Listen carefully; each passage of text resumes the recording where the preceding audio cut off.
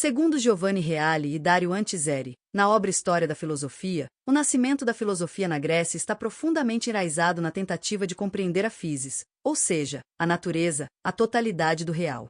Os chamados filósofos naturalistas pré-socráticos, como Tales, Anaximandro, Anaxímenes, Heráclito, Parmênides, Empédocles, Anaxágoras e Demócrito, procuraram identificar o arqué, o princípio fundamental de todas as coisas, e explicar o cosmos a partir de uma unidade racional, sem recorrer aos mitos. A questão do arqué e da physis, esses pensadores divergiram nas respostas que deram. Tales indicava a água como princípio, Anaximandro, o apeiron, o indeterminado. Heráclito defendia o devir. Tudo flui, nada permanece, o fogo como símbolo do constante movimento. Parmênides, por contraste, afirmava que o ser é uno, imóvel e eterno, negando a realidade do devir. O movimento e a multiplicidade seriam ilusões dos sentidos. Demócrito e Leucipo defenderam o atomismo, a multiplicidade e o movimento. Existem, mas se explicam por átomos indivisíveis movendo-se no vazio. Reale e Antiseri destacam que essa tensão entre o uno e o múltiplo, entre o ser imóvel e o devir constante, entre permanência e mudança, é o ponto central da investigação pré-socrática. Embora contraditórias, essas posições partilham uma característica comum: a busca por uma explicação racional e universal da realidade. A virada socrática, do cosmos ao homem Sócrates, segundo Reale e Antiseri, inaugura um novo modo de filosofar, não porque negue o valor da investigação da natureza, mas porque a desloca. Ele transfere o centro da investigação filosófica da natureza para o homem. A célebre máxima socrática, conhece-te a ti mesmo, é a expressão dessa virada. Em vez de perguntar qual é o princípio de todas as coisas, Sócrates pergunta: o que é a virtude? O que é a justiça? O que é a alma? Ele não oferece doutrinas fechadas, mas propõe um método dialógico, partindo da ignorância reconhecida como ponto de partida para a sabedoria. Ao invés de elaborar sistemas cosmológicos, Sócrates se concentra na essência do homem como ser ético, capaz de conhecimento e responsável por suas ações. Isso implica o reconhecimento de uma natureza própria do ser humano, distinta da natureza física. Reale e Antiseri observam que Sócrates introduz o problema da essência do homem como novo centro da filosofia, fundando a ética como campo autônomo de reflexão. Para ele, o saber não é separado da vida, conhecer o bem é praticá-lo. Assim, nasce uma nova compreensão da filosofia como arte de viver bem, e não apenas como saber teórico. Conclusão: Reale e Antiseri apresentam Sócrates como aquele que desloca o eixo da filosofia da busca pelo arqué da natureza para a investigação da essência humana. Essa mudança marca a passagem da filosofia da natureza para a filosofia moral e antropológica, que culminará no ideal da paideia e será desenvolvida pelos grandes sistemas platônicos e aristotélicos. Em resumo, os naturalistas buscaram o princípio da natureza e da realidade cósmica. Sócrates introduz a investigação da essência e finalidade do homem, fundando a filosofia ética e existencial da tradição ocidental. Segundo Giovanni Reale e Dario Antiseri, na obra História da Filosofia, a alma é o núcleo central da filosofia socrática. Para Sócrates, a alma não é apenas o princípio da vida biológica, como pensavam alguns pré-socráticos, mas o princípio espiritual e racional do homem, aquilo que o define em sua essência. Essência do homem como alma racional. Sócrates rompe com a concepção física da alma e propõe uma visão ética e intelectual. A alma é a sede da razão, da consciência e da vida moral. Reale e Antiseri explicam que, para Sócrates, o que distingue o homem dos outros seres é justamente essa alma racional, capaz de conhecimento, reflexão e autodomínio. A alma é, portanto, aquilo que permite ao homem conhecer a si mesmo, buscar o bem e a verdade. A famosa máxima socrática "cuida da tua alma" expressa essa orientação fundamental. A vida verdadeira é a vida voltada ao aperfeiçoamento moral da alma, e não a busca de prazeres corporais ou bens externos. A alma e o conhecimento do bem. Reale e Antiseri destacam também que, para Sócrates, virtude é conhecimento. Isso implica que o bem está inscrito na alma racional, e que a ignorância é a fonte do erro moral. O homem age mal não por vontade deliberada de fazer o mal, mas porque não conhece verdadeiramente o bem. Logo, cuidar da alma é educá-la pela razão, por meio do diálogo, da reflexão e da busca da verdade. Imortalidade e valor da alma. Embora Sócrates, nos textos de Platão, especialmente no Fédon, defenda a imortalidade da alma, Reale e Antiseri observam que o mais importante em Sócrates não é a formulação metafísica sobre a alma como substância imortal, mas sim a sua função ética e existencial. A alma é aquilo que deve ser constantemente aperfeiçoado, pois nela reside o verdadeiro valor humano. Conclusão para Reale e Antiseri: a alma em Sócrates é o princípio espiritual e racional do ser humano, a sede da consciência moral, da liberdade e da responsabilidade, o que torna o homem capaz de buscar o bem e viver virtuosamente, aquilo que deve ser cuidado acima de tudo, pois nela está o verdadeiro valor da vida. Essa concepção inaugura a tradição da antropologia filosófica ocidental, na qual a alma é o foco da ética, da educação e da reflexão sobre o sentido da existência. Segundo Giovanni Reale e Dario Antiseri, na História da Filosofia, Sócrates estabelece uma distinção fundamental entre o homem como sujeito espiritual e o corpo como mero instrumento ou meio. Essa concepção representa uma ruptura com a visão naturalista anterior e inaugura uma compreensão ética e interiorizada do ser humano. O homem é sua alma para Sócrates. O verdadeiro eu do homem é a sua alma racional. Ela é o princípio da consciência, da razão, da liberdade e da moralidade. O corpo, em contrapartida, é apenas o instrumento pelo qual a alma se manifesta no mundo sensível. Não constitui o sujeito, mas sim aquilo que o sujeito utiliza. Reale e Antiseri destacam que, com Sócrates, surge uma compreensão dual do ser humano. A alma é o sujeito real, enquanto o corpo é exterior a essa essência. O homem não é um composto indissolúvel de alma e corpo, como Aristóteles depois proporá, mas sim um ser cuja dignidade e identidade residem exclusivamente na alma. Daí deriva a famosa orientação socrática: não é o corpo que importa, mas o cuidado com a alma. O corpo como obstáculo e ocasião, embora não haja ainda uma formulação metafísica dualista completa como em Platão, já se vê em Sócrates, segundo Reale e Antiseri, uma valoração inferior do corpo. O corpo pode ser um obstáculo ao conhecimento verdadeiro, um meio ou instrumento, necessário para a ação no mundo, mas que não define a identidade do homem. Essa visão prepara o terreno para a filosofia platônica, onde o corpo será claramente considerado uma prisão, mas em Sócrates a ênfase está mais no valor ético da alma do que na metafísica do corpo. Consequências éticas e educativas com essa distinção entre sujeito e instrumento, Sócrates inaugura uma nova pedagogia filosófica. O objetivo da vida humana não é satisfazer os desejos do corpo, mas educar a alma pela razão, pela busca do bem e da verdade. Isso fundamenta a ideia socrática de que a vida não examinada não vale a pena ser vivida. Conclusão: na exposição de Reale e Antiseri, Sócrates constitui o homem da seguinte forma: o homem é sua alma racional, sede do pensamento, da moral e da identidade. O corpo é apenas um instrumento da alma, necessário mas secundário. Essa concepção transfere o centro da existência do sensível ao espiritual, do exterior ao interior, e funda uma nova visão de educação, ética e vida filosófica, centrada no cuidado e no aperfeiçoamento da alma. Com isso, Sócrates lança as bases da antropologia espiritual da tradição ocidental, que será desenvolvida por Platão, aprofundada por Agostinho e reformulada por Descartes, entre outros. Segundo Giovanni Reale e Dario Antiseri, na História da Filosofia, o conceito de areté é central na ética grega em geral, mas adquire um novo significado decisivo com Sócrates.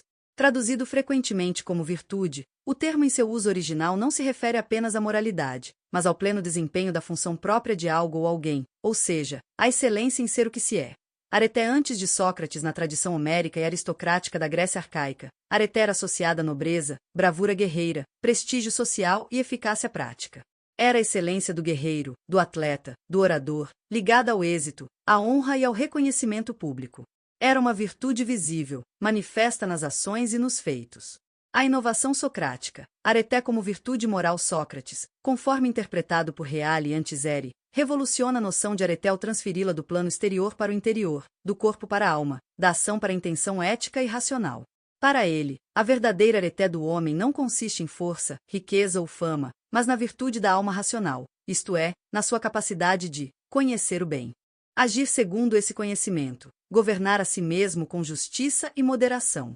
Sócrates identifica, portanto, areté com sabedoria. Por isso, afirma que virtude é conhecimento. Quem sabe o que é justo, belo e bom, necessariamente o pratica. O vício, então, decorre da ignorância. Unidade das virtudes. Ainda segundo Reale e Antiseri, Sócrates propõe a unidade das virtudes. Coragem, justiça, temperança e piedade não são qualidades separadas, mas formas de uma única realidade, o saber ético. Ser virtuoso é saber agir bem, e esse saber é unitário. Portanto, não se pode ser corajoso sem ser justo, nem ser justo sem ser sábio. A educação como formação da areté. Essa visão tem implicações pedagógicas profundas. A areté não é inata nem herdada, mas pode ser ensinada e aprendida, não como um conjunto de regras, mas como um processo dialógico de autoconhecimento e formação da alma. Aqui se insere a prática da maiêutica socrática, que visa despertar no interlocutor a consciência do bem e conduzi-lo à vida virtuosa. Conclusão para Reale e Antiseri: a areté, na filosofia socrática, é a excelência da alma racional, não do corpo ou das ações externas, identificada com o saber do bem, portanto um saber prático, ético, unificada. Todas as virtudes derivam de um único princípio, o conhecimento moral, ensinável. É possível formar o homem virtuoso pela educação filosófica, e constitui o verdadeiro fim da vida humana, pois a vida não examinada não vale a pena ser vivida. Dessa forma, Sócrates inaugura uma ética universal, racional e interior, que redefine completamente a tradição da areté na cultura grega.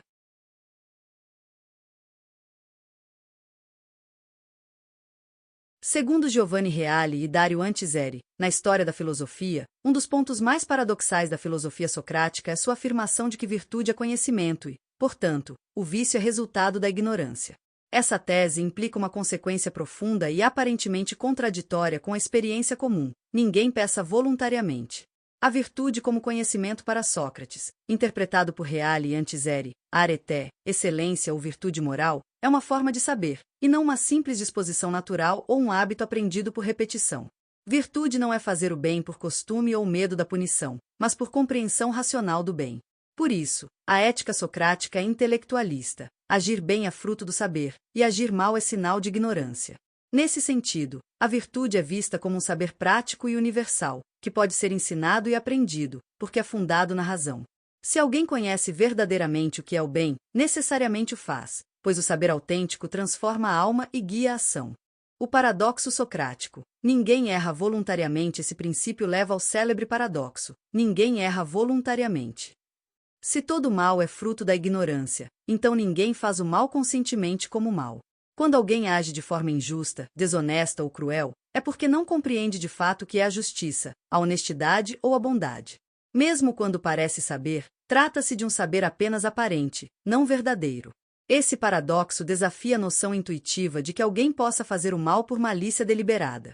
Sócrates insiste que o conhecimento verdadeiro do bem tem força normativa e motivadora, ou seja, saber o bem é desejar o bem. O vício, portanto, não é uma escolha racional pelo mal, mas um erro da inteligência, uma ilusão. Implicações morais e pedagógicas: essa concepção tem consequências radicais para a ética e para a pedagogia. A ética socrática não é voluntarista, mas intelectualista. O centro da vida moral está no conhecimento, não na vontade. A formação moral é, então, educação da alma pela razão, por meio da dialética e do autoconhecimento. O combate ao mal não exige punição ou coerção, mas esclarecimento, diálogo e educação. Reale e Antiseri mostram que isso dá à filosofia socrática um caráter profundamente otimista e racionalista. O homem é naturalmente ordenado ao bem, o mal é um acidente, um desvio da ignorância. Logo, a educação filosófica tem o poder de redimir o homem, elevando a vida virtuosa pela luz do saber. Limites e críticas. Reale e Antiseri também observam que, embora grandiosa, essa concepção subestima a complexidade da psique humana, que envolve paixões, desejos e conflitos interiores. Platão e Aristóteles, por exemplo, superarão esse racionalismo estrito, introduzindo uma psicologia mais rica e uma ética mais complexa, onde conhecimento não basta. É preciso disciplina, hábito, escolha deliberada. Conclusão: o paradoxo socrático exposto por Reale e Antiseri pode ser resumido assim: virtude é conhecimento, vício é ignorância, logo, ninguém peça ou age mal voluntariamente. Essa tese inverte a perspectiva comum sobre culpa e responsabilidade, e funda uma visão ética centrada na razão, na educabilidade do ser humano e na busca filosófica como caminho para a realização moral. Trata-se de um dos pilares da antropologia e da ética socrática, e, por extensão, da tradição filosófica ocidental.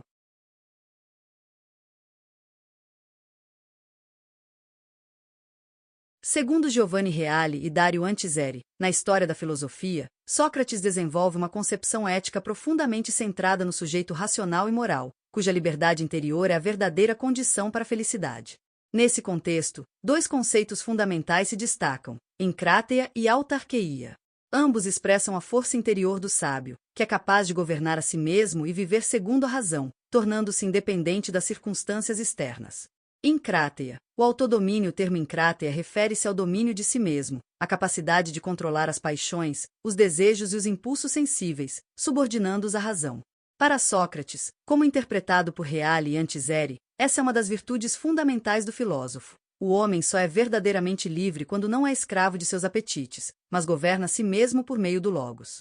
Esse autodomínio não é repressão cega dos desejos, mas um exercício consciente da liberdade racional, que conduz o homem à harmonia interior. O verdadeiro sábio, para Sócrates, é aquele que sabe o que é bom e sabe agir segundo esse saber, mesmo diante de tentações, dores ou privações. Encráteia é, portanto, condição da virtude e da liberdade. Autarqueia. A autossuficiência do sábio, a noção de autarqueia, que será depois central no estoicismo, já está presente no pensamento socrático como uma consequência natural do autodomínio. Para Sócrates, o verdadeiro bem do homem não está nas riquezas, nos prazeres ou no prestígio social, mas na posse de si mesmo, na integridade moral da alma. Por isso, o sábio é autárquico, possui em si tudo o que é necessário para viver bem e ser feliz. Reale e Antiseri destacam que, segundo Sócrates, essa autossuficiência não é isolamento ou desprezo da sociedade, mas sim independência espiritual em relação ao que é externo. A felicidade não depende da fortuna, do poder ou da aprovação alheia, mas do estado da alma. Quem vive segundo a virtude é plenamente feliz, mesmo se for pobre ou injustamente perseguido. Liberdade, sabedoria e felicidade, a articulação desses dois conceitos, autodomínio e autarquia, compõem, na leitura de Reale e Antiseri, a ética da liberdade interior socrática.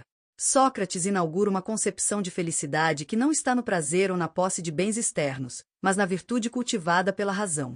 Ser livre, para ele, é ser senhor de si mesmo, viver segundo o bem conhecido pela alma, e não ser escravo dos desejos ou das pressões sociais. É nesse sentido que Reale e Antiseri afirmam: o sábio é aquele que possui tudo o que precisa para ser feliz. Não no sentido material, mas no sentido ético e existencial. A posse de si, da sua alma bem ordenada, é o único bem verdadeiramente necessário. Conclusão na ética socrática, segundo Reale e Antiseri, autodomínio é a força racional que governa os desejos e assegura a liberdade interior. Autarquia é a autossuficiência do sábio, que encontra em si mesmo os meios para viver bem. A verdadeira liberdade e felicidade não vem das coisas externas, mas da virtude da alma. O sábio, mesmo pobre ou perseguido, é mais feliz que o tirano rico e corrupto, pois vive de acordo com a razão e com o bem. Essa ética marca uma virada decisiva na história do pensamento ocidental, fundando a ideia de que o homem é responsável por sua alma, e que a liberdade verdadeira é interior e moral, não apenas política ou econômica.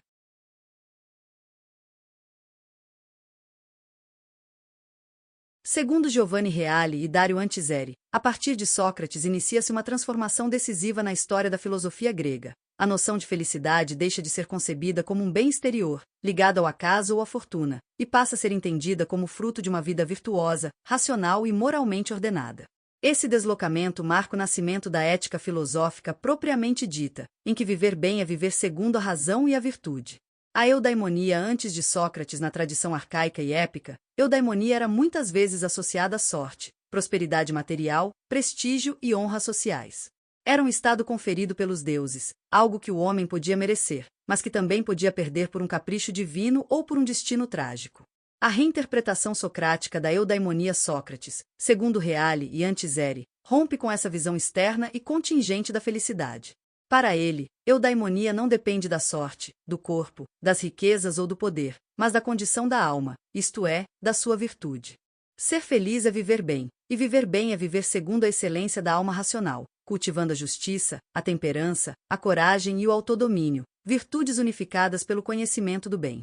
Esse é o ponto de virada. A felicidade, que antes era um presente dos deuses ou um acúmulo de bens, torna-se um estado ético-espiritual, que pode e deve ser construído pelo homem por meio do conhecimento e da prática da virtude.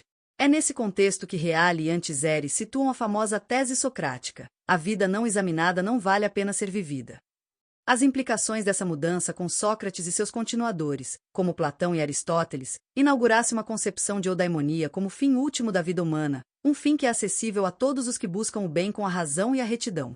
A filosofia, assim, se converte em caminho para a felicidade, não como promessa de recompensa futura, mas como transformação presente da alma. Esse modelo influenciará profundamente as escolas helenísticas posteriores, todas elas centradas na pergunta: como viver bem? E todas respondendo que a felicidade está na conformidade da vida com a natureza racional do ser humano. Conclusão Reale e Antiseri mostram que a filosofia socrática inicia uma tradição duradoura, na qual eudaimonia é o fim supremo da vida humana, não como prazer, riqueza ou poder, mas como vida virtuosa e racional. A virtude não é um meio para a felicidade, é a própria felicidade. A filosofia torna-se prática de vida, educação da alma e cuidado de si. A felicidade verdadeira está dentro do homem, não fora dele. Dessa forma, a ética socrática inaugura um novo paradigma. Ser feliz é ser bom, e ser bom é saber e praticar o bem com liberdade interior e autodomínio.